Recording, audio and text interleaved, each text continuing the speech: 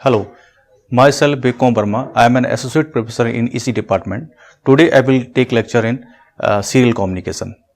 I will cover the following topics in this lecture. Firstly, comparison between serial and parallel communication. Types of serial communication. In this I will cover synchronous communication, asynchronous communication, and what is all about asynchronous communication and why we require today this asynchronous communication. Then we will discuss connection between transmitter and receiver depending upon distance, data transfer rate, RS-232 standards, and arithmetic logic program to transmit data serially. Lastly, we will discuss how we can make the data transmit serially through our hardware to computer. So, firstly, we will see the topic, the comparison of serial and parallel communication. Parallel communication used in earlier days, it is very expensive in nature because if you want to transfer 8-bit data, it means you require 8-bit data lines to transfer 8-bit data. For example, if you want to transfer 16-bit data, then you will require 16-bit data lines. But in the case of serial communication, it is not mandatory. That doesn't depend upon number of bits you want to transfer. For example, if you want to transfer 8-bit data, then you can transfer with few number of lines. So, if we compare with the parallel communication, then serial communication is cheaper as well as lesser expensive than parallel communication. Next topic is types of serial communication. In this we will cover synchronous communication and asynchronous communication. Synchronous communication is used when you want to transfer large number of data at a time, whereas asynchronous communication is used when you want to transfer 1 byte of data at a time. It is basically used for when you want to transfer character type of transmission. Next, in this we will see the asynchronous communication, which is very important nowadays. In asynchronous communication, we are transmitting the character in such a manner that in this, instead of sending the data as a whole, we are sending some information along with the data. For example, if you want to send data, it is packed between the start bit, parity bit as well as stop bit. This start bit, parity bit and stop bit is called overhead information. It gives the information when the data is started as well as when the data is stopped. Parity information gives that number of bits that we are transmitting, either odd or even. This is used for detecting the channel error.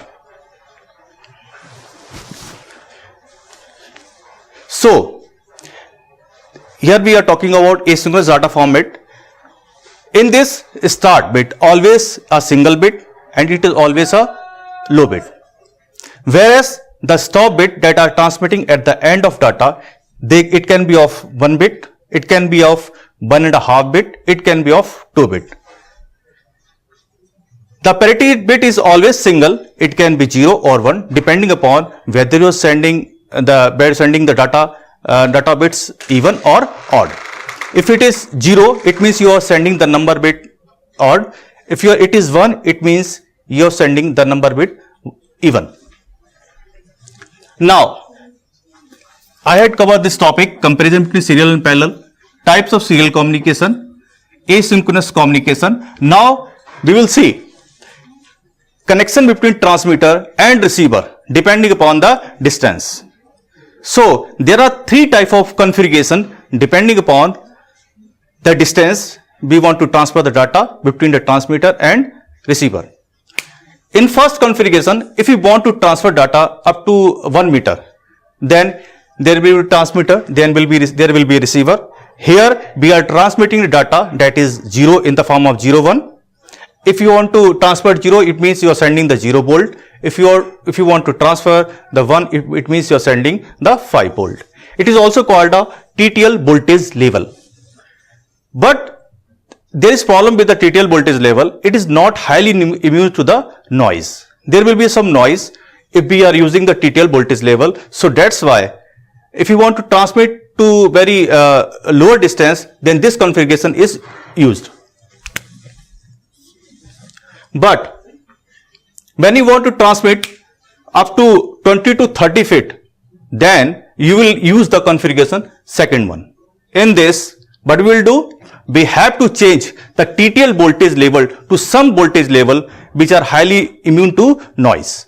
So, for this, we will convert the TTL voltage level to RS-232 voltage level. In this voltage level, the 0 is transferred as +3 to +25 volt.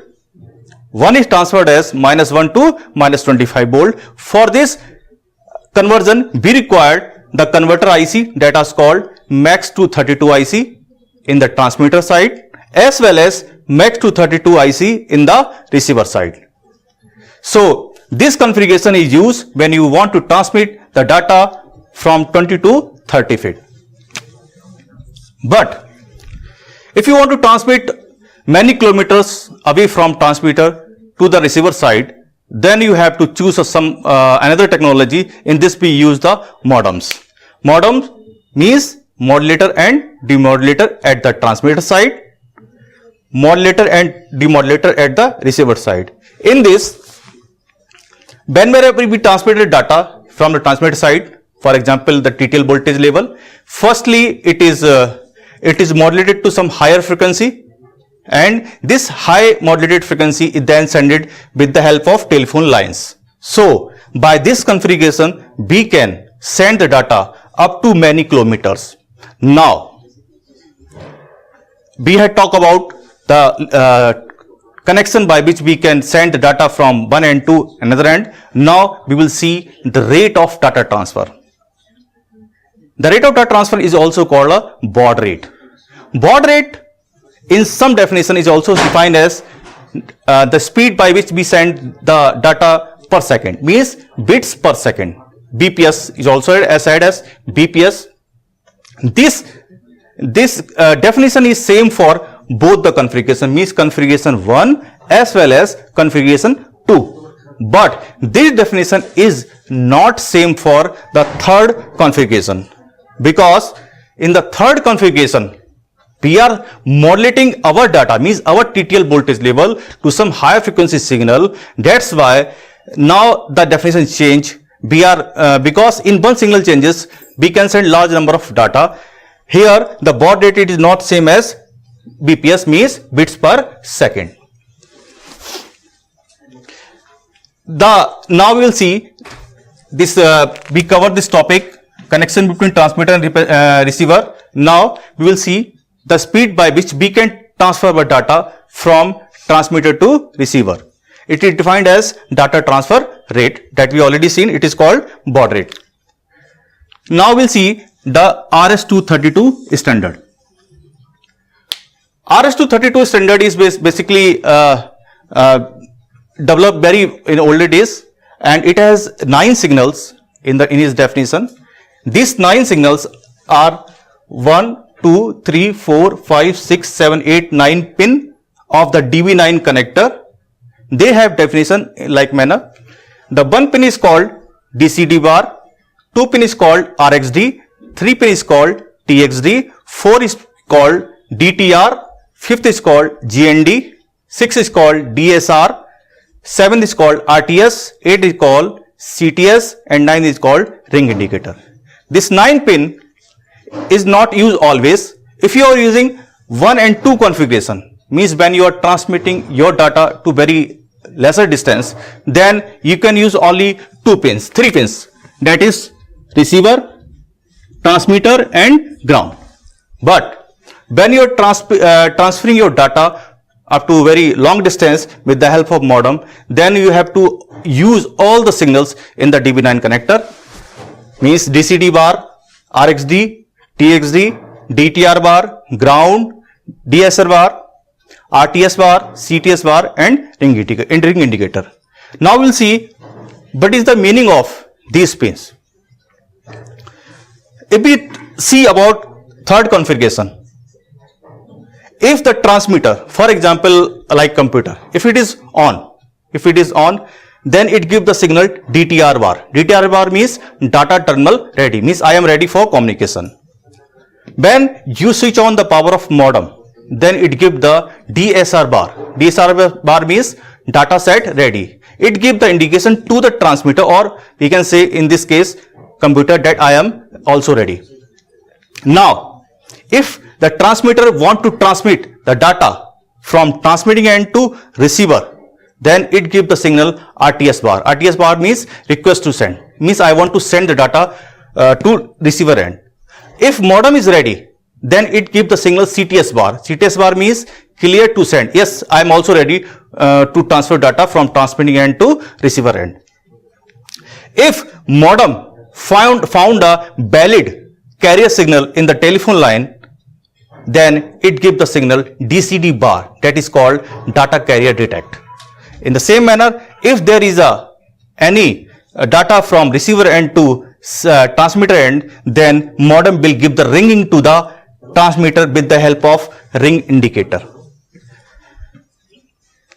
Now, I will talk about connection between transmitter and receiver depending upon distance, baud rate, and what are the RS-232 signals which are used depending upon whether we are using first two configuration or third configuration.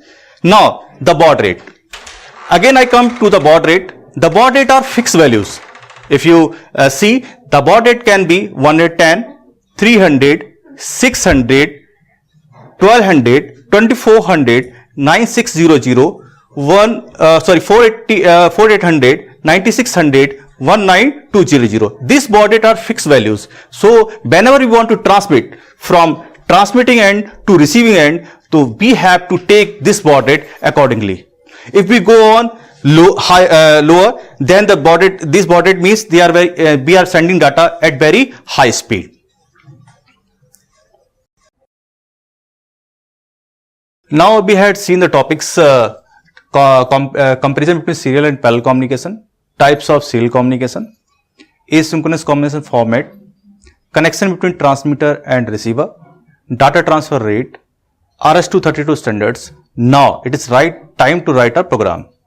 So before writing the program, we must see how we can initialize our serial data structure so that we can transmit or receive data serially. So in this regard, we will take the example of 8051 controller. 8051 has inbuilt UART. This inbuilt UART has some registers which we have looked before we want to transmit the data from the 8051 controller to the receiver end or from the receiver end to 8051 controller. It is having the register which is called SCON register. SCON register. SCON register has 8 bit which we can see SM0, SM1, SM2, REN, TB8, RB8, TI and RI. This is TB8. SM0, SM1 and SM2 decide in which mode your serial you want to communicate your you want to send your serial data. SM0, SM1 has 4 combination: 00, it is called mode 0, 01, it is called mode 1, 10, it is called mode 2, 11, it is called mode 3. Mode 0 is called a 8-bit shift register mode. Mode 1 is called mode 1, it is having 8-bit data, 1 start bit and 1 stop bit. Mode 2 is called 9-bit UART mode. Mode 3 is called again 9-bit UART mode. In mode 0, the baud rate is fixed. In mode 1, the baud rate is variable. In mode 2, again the baud rate is fixed. In mode 3, the baud rate is variable. The baud rate, if the baud rate is variable, then like we had seen that in mode 1 and mode 3, the baud rate is variable. It is given by the formula 2 raised power S mod into oscillator frequency divided by 32 into 12 into bracket 256 minus TH1. Here S mod value can be 0 or 1. This value can be 0 or 1. Here the value of TH1 depends what type of baud rate you needed. I initially told you that you can take the baud rate 110, 300, 600 up to 19200 depending upon in which speed you want to transfer or receive the data. The next bit are SM2. This SM2 bit is used for multiprocessor communication. Whenever we require to communicate many devices at a time, then we can use this bit. This bit is 1 in the case of multiprocessor communication. REN is called receiver enable. TB8 is a ninth bit. Which is sent with the 8-bit data. This bit can be the parity information, or this bit can be the information whether your sending end is a master or slave. RB8 is again the parity bit is received in the receiving end, or it can be the information whether you want to do a multiprocessor communication or not. TI indicate TI will be 1 if SBF register is empty. Again, I will give a pause here. SBF register is called a serial buffer register. In 8051, if you want to transfer data to the outside world, so before transferring data, you have to put your data in SBF register. In the same manner, if any data come from the outside, then it first come to the SBF register, and from SBF register you will copy to any other location. So this TI bit is used for when you want to transmit your data serially. This bit will be 1 if your serial buffer register is empty. This bit will be 0 if SBF register is full. RI bit is used for when you are receiving the data serially. This bit will be 1 if serial buffer register is full, and it is 0 if serial buffer register is empty. This indicate if it is high, it means that your buffer register is full. Please take the data, otherwise the other data can be overlapped to the previous data.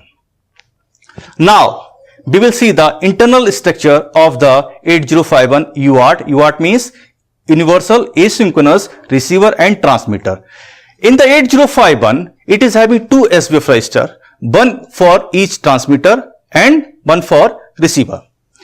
For example, if we see the transmitting end, in transmitting end, the SBF register is nothing but we can say it is a parallel in serial out shift register, which having the parallel input along with the clock which decide the baud rate. So whenever you want to transfer your data serially, you have to put the data parallelly into the SBF register, and due to the clock, the parallel data started shifting one by one bit with the TXD pin.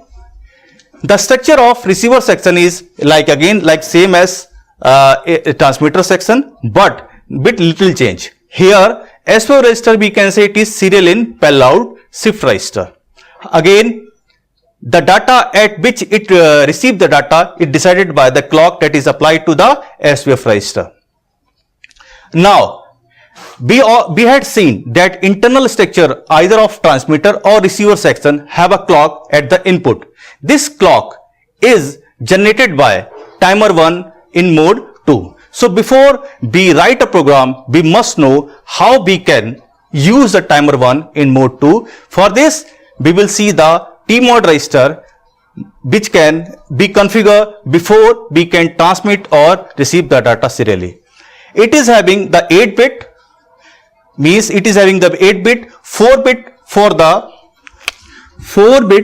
the timer 1 and 4-bit for the timer 0. This M0 M1 decide the mode of timer. If it is 00, it means 13-bit timer mode selected. If it is 01, mode 1 selected. If it is 10, mode 2 selected. If it is 11, it is mode 3 selected.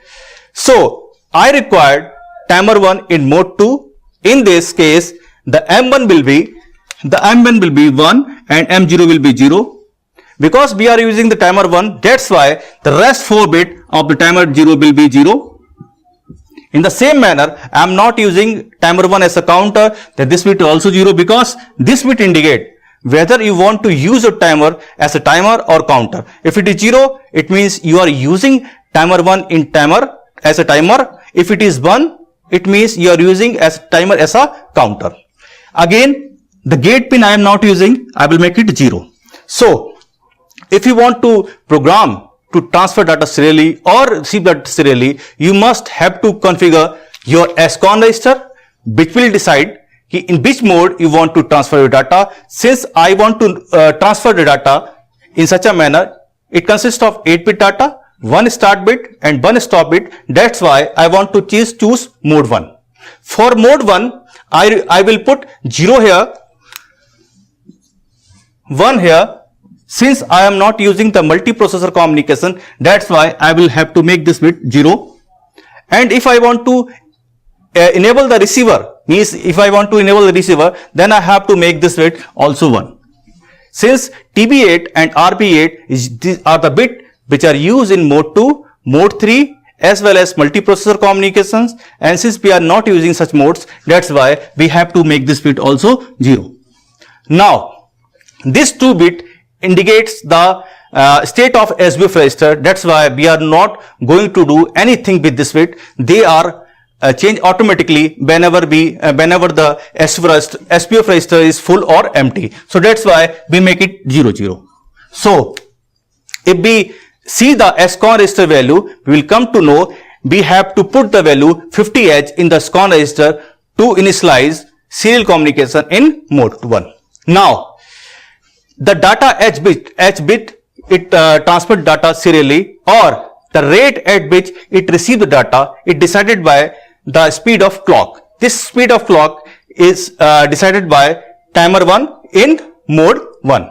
So in mode 1, we have in mode 2 we have to give the value in such a manner, because we are using timer 1 in mode 2. So we have to make this gate equal to 0, C/T var equal to 0, M1 equal to 1, M0 equal to 0, and since we are not using timer 0, that's why we make all the bits equal to 0. Now, the T-mod value that comes out to be 20H. Now, again, the baud rate, when the baud rate is variable, it is given by the formula 2 power S mod into oscillator frequency divided by 32 into 12 in bracket 256 minus TH1. So, if we require to transfer data at the baud rate of 9600, for example, if I want to transfer the data at the rate of 9600, so by this formula, now we have variable oscillator frequency and TH1. TH1 we want to calculate. So, in our problem, the oscillator frequency is always fixed. For example, if I take this oscillator frequency equal to 11.0592 megahertz, when I put this value, then with this formula, I will calculate the value of TH1. The TH1 is comes out to be 0 FDH. By putting this value, you can get the baud rate of 9600. Now now we'll see how we can write a program to transfer any character continuously to your computer. Now we had seen how we can initialize the serial communication in mode 1, and if you want to needed the baud rate of 9600, so what will the value which will be loaded in T-mod register as well as TH1 register. Now, what will be the flow chart if you want to write a program in the 8051 controller? The flow chart will be like this. In the first step, you have to initialize SCON register, then you have to initialize T-mod register, that is called timer mode register. Then you have initialize TH1 register depending upon what type of baud rate you needed. Then the data that you want to transmit will be loaded in SBF register. It is called serial buffer register. When you load the SBF register, at that moment that serial data start transmitting from the TXD pin. So in order to check whether our SBF register is empty or not, we will see with the help of TI bit. If it is not 0, if it is 0, it means your data is still inside in the SPF register. So flowchart will be here. When whole data goes from outside from the SPF register, then the TI will be 1. When TI will be 1, it means your data transmitted from the 1 by 1 bit from the TXD pin. Now you have to clear the TI bit. If you want to transmit your data again and again, you have to move to that step. Again you have to load the SPF register. In this manner, the data, that is A, will be transmitted continuously with a baud rate of 9600 to your computer screen. So if we convert our flow chart in the program will be look like this. Firstly, you have to load your SCON register with the value 50H that we already calculated in the previous slide, and you have to load TMOD register with the 20H value, TH1 depending upon the baud rate, that is 0 FDH. Now the data that you want to transmit, that is A, will be loaded in SPF register. At the moment when it is loaded in the SPF register, it start transmitting from TXD pin 1 by 1 bit. Now you have to observe the TI bit. When the TI bit is low, it means your data is not transmitted from the SPF register. You will remain here. This means JNB means jump if TI equal to 0, where to this level. So your program will be remain here. When the TI will be 1, this instruction will be wrong. You will move to here, and in this instruction you have to clear the TI bit that is raised earlier in order to transmit A again. So now with this instruction, as jump means short jump to level 2, again go to this level, again you will load the A register and SPF register. In the again it started transmitting 1 by 1 bit with the TXD pin. Again you have to observe the TI bit, whether it is 0 or 1. 1 means the data is entirely transmitted. So when you write this program, your A will be continuously transmitted to your computer screen with the baud rate of 9600. So I will show you how we can transmit your data with the hardware. So now I will show you the hardware demonstration. Now we had seen that how we can write a program. Now I will demonstrate you how we can run your program in your hardware. Because we are using 8051 controller, that's why I have with me the 8051 board. Along with we have serial cable by which we can transmit data serially to your computer. This is equivalent to configuration bar that is already I had shown in the previous slide. In this, before writing a program, we must know where we have to write a program. So this program is written in the Keil IDE. Keil IDE is called Integrated Development Environment. Here I write the same program that I had written in the Blackboard. Now I will generate the hex file of this program. To generate hex file, I go to Flash tool. In Flash tool, I will write the name of the file which I have to write in this. The name of the file is serial1. When take this create hex file, the hex file of the program is created. This hex file is burned in this hardware. So now I save this file and compile this program to generate the hex file. We can see in the lower window that it is saying that creating hex file from the serial1. Now this hex file so generated from this ID, we will make to burn in our hardware. To burn the hardware, this file, we have to move on the software. It is called FlashMagic. This software is from Philips software. In this, we have to browse about the file which I have to burn. My file name is serial1. serial1.hex. So I choose this file, open this file. We will see in the browse there is written as serial.1hex. This file I have to burn in the hardware. I will press this push button, and after push button we will press this start button and we will put it off. In this manner, the hex file that we seen in this browse column, it will burn on the hardware. Now we will see the program that is already written in the hardware. Now we will see how this program can communicate with your PC. Yes, in previous slide we had make a program, and we had write the program in a board as well as in our ID. Now it is time to test our program, that our hardware, whether it is communicating with your PC or not. We had taken the baud rate 9600, data bit 8 bit, one start bit, one stop bit, and with no parity bit. So in order to communicate with your PC, you have to also configure the PC with the same baud rate, the same baud data bit, as well as start bit and stop bit. For this, we have to move to hyperterminal. This hyperterminal facility is available with the Windows XP only. So you write anything in this name, click OK.